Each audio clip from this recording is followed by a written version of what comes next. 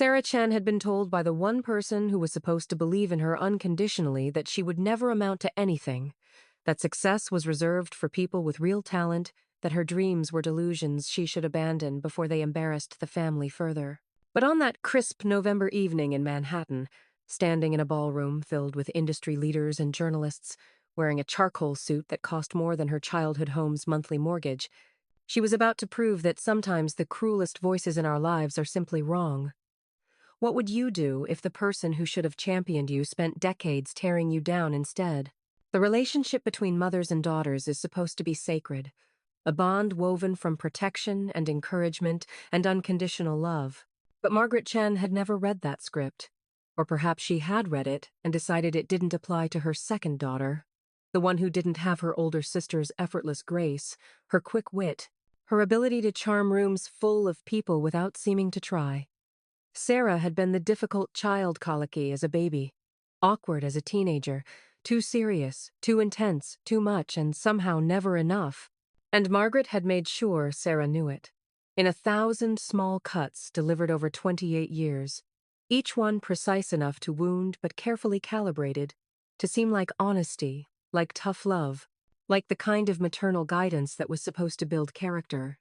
The childhood home in Sacramento had been comfortable, upper middle class, the kind of place where success was expected and failure was examined like a specimen under glass. Sarah's sister Jennifer had glided through it all perfect grades that came easily, a social calendar that suggested popularity was her natural state, college acceptances from schools that made Margaret's friends murmur with envy, and Sarah had struggled, not because she lacked intelligence, but because she possessed a different kind of mind, one that worked in systems and patterns rather than memorization, that saw connections others missed but stumbled over the simple regurgitation that traditional education rewarded.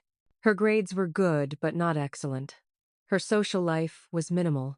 Her college acceptances came from state schools, respectable but not prestigious. "Well, at least you got in somewhere," Margaret had said when the letters arrived. Her tone, carrying that particular mixture of disappointment and resignation that Sarah had learned to recognize as her mother's default response to her existence. Jennifer, 2 years older, had already been accepted to Princeton. The contrast hung in the air like smoke, unspoken but omnipresent. At family dinners, Margaret would talk about Jennifer's achievements with a pride that made her voice warm and animated, and then turn to Sarah with questions that felt more like cross-examinations. "And what are your plans, Sarah? Have you thought about something practical? Maybe accounting or nursing stable careers for people who aren't cut out for leadership?" The words landed and accumulated, building over years into a narrative that Sarah internalized despite herself. She wasn't leadership material. She wasn't exceptional. She needed to be practical, realistic, to understand her limitations. When she announced during her junior year at UC Davis that she wanted to study computer science and start her own company someday, Margaret had actually laughed. Not a cruel laugh, exactly, but the kind of indulgent chuckle you might give a child who announces they want to be an astronaut princess. "Honey, that's a lovely dream, but the tech world is incredibly competitive. It's for people like your sister, people with that special spark. You're better suited for something more grounded, something where you can work for someone else and have stability." But Sarah had ignored her mother for the first time in her life, driven by something she couldn't quite name: stubbornness, perhaps, or desperation, or the deep human need to prove that she was worth more than the diminished reflection she saw in her mother's eyes. She threw herself into her studies with an intensity that bordered on obsession. The computer lab became her sanctuary. Code became her language. And slowly, with the kind of incremental progress that is invisible day to day but transformative, across months and years, she became very, very good. After graduation, she took a job at a mid-sized tech firm in San Francisco, working brutal hours for modest pay, learning everything she could about product development and user experience and the intricate dance of bringing ideas to market. Her apartment was a studio in a questionable neighborhood. Her furniture was mostly secondhand. Her meals were often whatever she could microwave at midnight after another 16-hour day. She didn't date. She barely maintained friendships. Every ounce of energy went into building skills, making connections, understanding the industry from the inside. Margaret visited once, surveying the cramped space with barely concealed disapproval. "This is what you left home for? Sarah, it's not too late to go back to school, get a teaching credential, or something more stable. This startup culture, it's not sustainable. And honestly, sweetie, I just don't want to see you fail publicly. Better to have a quiet, decent life than to reach for something you're not equipped to grasp." She had said it kindly, in the tone of someone delivering difficult but necessary truth. And then she had returned to Sacramento and told everyone at her book club that Sarah was finding herself in San Francisco, the phrase dripping with implication. Jennifer, meanwhile, had married a surgeon, produced 2 photogenic children, and joined a prestigious law firm where she worked part-time and billed by the hour. She was everything Margaret had wanted both daughters to be: accomplished but not threatening, successful but still traditional. A woman who had managed to have it all without seeming to break a sweat. Family gatherings became showcases for Jennifer's life, and Sarah learned to arrive late and leave early, to deflect questions about her own trajectory with vague pleasantries, to endure her mother's gentle condescension with gritted teeth and careful breathing. But something was building in Sarah during those years, something that humiliation and dismissal were forging into something harder and sharper than pride. She left the tech firm after 3 years and joined a startup as their 5th employee, taking a pay cut in exchange for equity that everyone told her would probably be worthless. She worked harder than she had ever worked, sleeping under her desk some nights, learning to pitch to investors, to manage teams, to turn abstract vision into concrete product. The startup failed after 18 months, collapsing in the way most startups do. From a combination of bad timing and insufficient capital, and the millions small miscalculations that add up to failure, Margaret sent a care package when she heard the news: comfort food and a handwritten note that said, "Don't feel bad, honey. You tried, and that takes courage. But maybe now you'll consider something more realistic." The note sat on Sarah's desk for a week, and every time she looked at it, she felt something crystallize inside her. Not anger, exactly, but determination laced with something colder and more sustaining. She took the lessons from the failure and joined another startup, this one slightly more established, and helped grow it from 30 employees to 300 over 4 years. She became known as someone who could scale operations, who understood both the technical and business sides, who could translate between engineers and investors. Her equity from that company sold when they were acquired, and suddenly Sarah had money, not generational wealth, but enough to be comfortable, enough to take risks. She was 31 years old, and for the first time in her life, she had options. The 3rd company was hers. She founded it with 2 former colleagues, building a platform that solved a problem she had identified during her years in the industry: a gap in how mid-sized companies managed their data infrastructure. The idea was elegant, the execution was meticulous, and the timing was finally, crucially right. They launched with seed funding from investors who believed in Sarah's vision and track record. Within a year, they had 50 clients. Within 2 years, they had 200. Within 3 years, they were being courted by major venture capital firms and written about in TechCrunch and Fast Company. Sarah told her mother almost nothing about any of this. When asked at family gatherings what she was up to, she said, "Still in tech, still working hard," and changed the subject. She didn't post about the company on social media. She didn't bring colleagues to family events. She kept her 2 worlds completely separate, some instinct telling her that the reveal needed to be complete. Devastating, undeniable. The company kept growing. They raised a Series B round at a valuation that made Sarah, on paper at least, wealthy in a way that redefined the word. Forbes ran a feature on emerging tech leaders and included her photograph and profile. She was asked to speak at conferences, to sit on panels, to advise other founders. At 35, she had built something real and valuable and entirely her own. And still, she told her mother nothing. Jennifer knew some of it. They spoke occasionally, and while their relationship was complicated by decades of being positioned as rivals, there was genuine affection underneath. "You should tell Mom," Jennifer said during one phone call. "She'd be proud." But Sarah just smiled into the phone and said, "Not yet. The timing isn't right." What she didn't say was that pride wasn't what she was looking for anymore. She had moved beyond needing Margaret's approval somewhere along the way, But she had not moved beyond needing her mother to see, truly see, how wrong she had been. The opportunity came in the form of Margaret's 60th birthday party. Jennifer was organizing it. A formal dinner at an upscale restaurant in San Francisco. Margaret had always loved San Francisco. Despite her dismissal of Sarah's life there, with 50 guests, including extended family, old friends, colleagues from the nonprofit board where Margaret volunteered. "You'll come, won't you?" Jennifer asked. It would mean a lot to Mom. Sarah confirmed she would attend, and then she made a phone call to her publicist. The announcement was scheduled for the same evening as the party. Sarah had been named CEO of her company 6 months earlier when the board decided to bring in additional operational leadership, and she had emerged as the clear choice to lead. But more significantly, the company was being acquired by one of the largest tech firms in the world for a sum that tech journalists would describe as staggering and one of the year's biggest deals. The press release was set to go out at 7 p.m. Pacific time, just as the birthday dinner was beginning. Sarah arrived at the restaurant in a black dress that was elegant but understated, her hair pulled back, her makeup minimal. She looked successful but not flashy, composed but not cold. Margaret greeted her with the usual kiss on the cheek and the usual faint surprise, as if she had half expected Sarah not to show up. "You look nice, honey," she said, in a tone that suggested this was noteworthy, exceptional, something that required comment.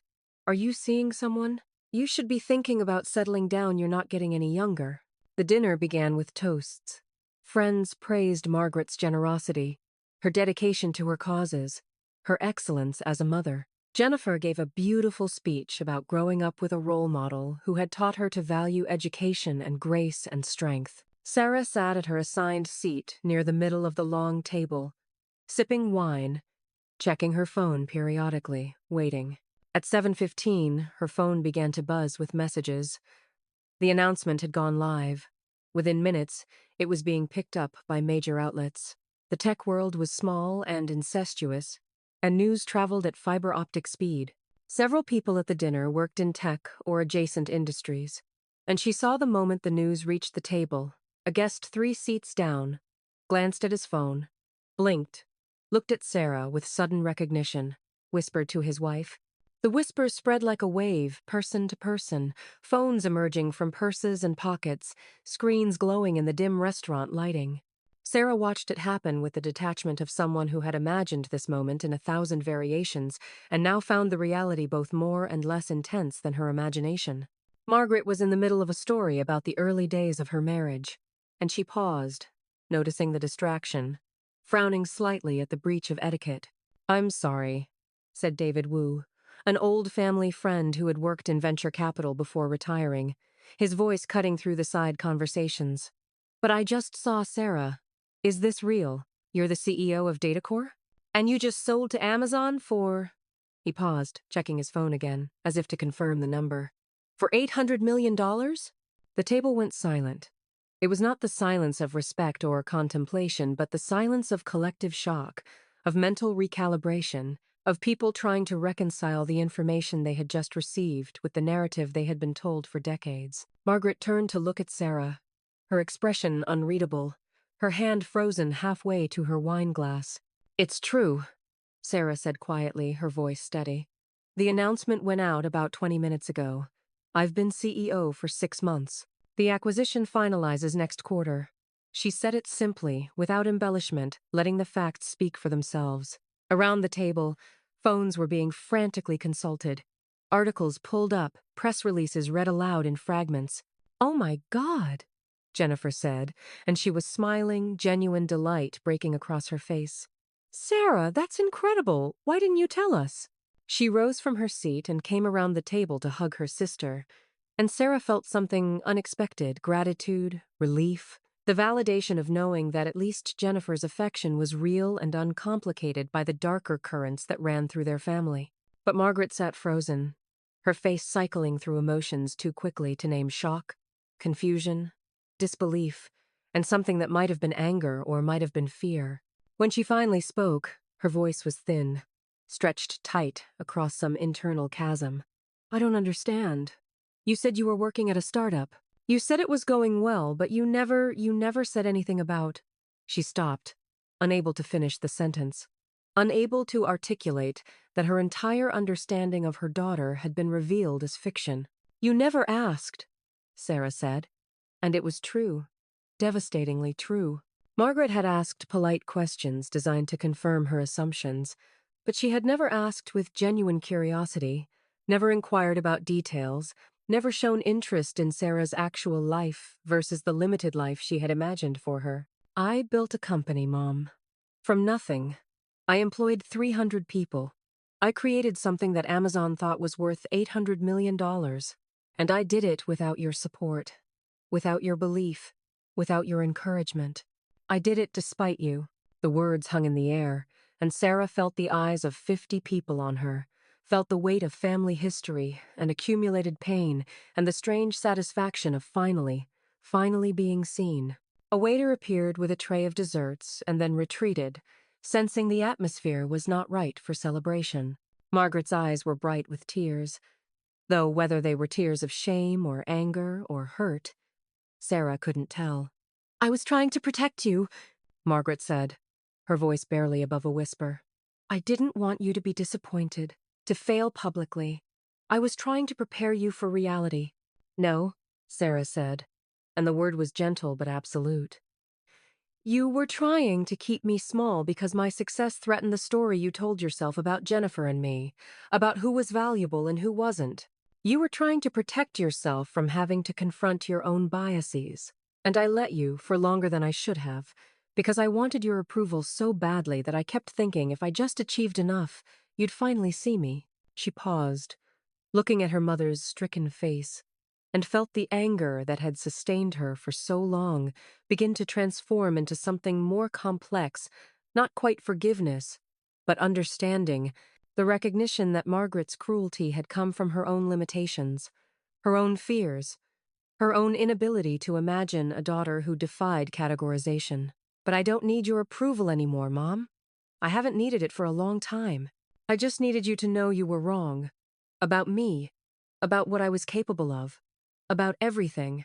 The dinner continued in fragments after that, people trying to restore normalcy, offering congratulations to Sarah that felt tinged with awkwardness, singing happy birthday to Margaret in voices that didn't quite harmonize. Sarah stayed until the cake was cut, and then made her excuses, hugging Jennifer, nodding to her father who had sat silent through the confrontation, and walking out into the San Francisco night. The air outside smelled of fog and salt water and car exhaust, the scent of the city that had become her home, the place where she had transformed from the daughter who would never be successful into the CEO who had built an empire from code and determination and the fuel of proving everyone wrong. Her phone was full of messages, journalists requesting interviews, friends offering congratulations, investors wanting to discuss next moves. She scrolled through them as she walked, her heels clicking against the pavement, and realized she felt not triumphant exactly, but lighter, as if she had set down a burden she had carried for so long she had forgotten what it felt like to stand upright. Margaret called 3 days later. Sarah let it go to voicemail the first time, and the second, but on the third attempt she answered. "I'm sorry," her mother said, the words coming out rushed and defensive. "I didn't mean I was trying to help. You have to understand, I thought—" She stopped, unable to complete any of the sentences, unable to articulate a defense that didn't reveal exactly what Sarah had accused her of. "I know," Sarah said, and it was true. She did know. She understood that Margaret had been shaped by her own upbringing, her own limitations, her own desperate need to categorize and control and predict. Understanding didn't erase the damage, didn't undo decades of small cruelties, but it allowed for something other than pure anger. "But you need to know that your belief in me wasn't required for me to succeed. It would have been nice. It would have made the journey easier. But I did it anyway." They spoke for 20 more minutes, circling around apology and explanation and the complicated architecture of family relationships that can't be easily dismantled or repaired. When Sarah hung up, she knew their relationship would never be warm, probably would never be easy, but it had been redefined on terms that acknowledged reality rather than Margaret's preferred fiction. It was something, if not everything. The acquisition finalized 4 months later. Sarah stayed on as CEO of the division for 2 years before stepping back to advise and invest in other founders, focusing particularly on women and minorities who faced the same dismissal and doubt she had encountered. She funded scholarships and mentorship programs and wrote essays about resilience and self-belief that were shared widely and resonated with people who had their own Margarets, their own voices telling them they would never amount to anything. Perhaps revenge is not really about humiliation or proof or the satisfaction of being right. Perhaps it's about reclaiming the narrative, about refusing to accept the limited story someone else has written for your life. Sarah had been told she would never be successful, and she had built success so undeniable that even her harshest critic had been forced to see it. But the real victory wasn't in Margaret's shocked face at that birthday dinner, or in the $800 million acquisition, or in the Forbes profile. The real victory was, in the moment, somewhere in those brutal early years in San Francisco, when Sarah had stopped seeking her mother's approval and started trusting her own vision. We all carry voices from our past, telling us what we can and cannot be, what we should and should not attempt. Sometimes those voices come from strangers or society or circumstances, but sometimes they come from the people who should know better, who should see us clearly, who should believe in us unconditionally. And when those voices are wrong, when we prove through years of hard work and determination and refusal to accept their limitations that we are capable of more than they imagined, the satisfaction is not just personal but philosophical. It's the restoration of a truth that doubt had tried to obscure, that we are the authors of our own stories, that capability cannot be predicted by others' biases, that success is not reserved for the chosen few, but available to anyone willing to work for it and refuse to accept no as a final answer. And out there, in cities and small towns and places between, countless others are building their own proofs, working toward their own moments when the people who doubted them will have to confront how completely they misjudged the quiet person in the corner, the overlooked sibling, the daughter who was supposed to be realistic about her limitations. Those moments are coming, patient and inevitable as dawn, for everyone who refuses to accept someone else's diminished vision of who they can become.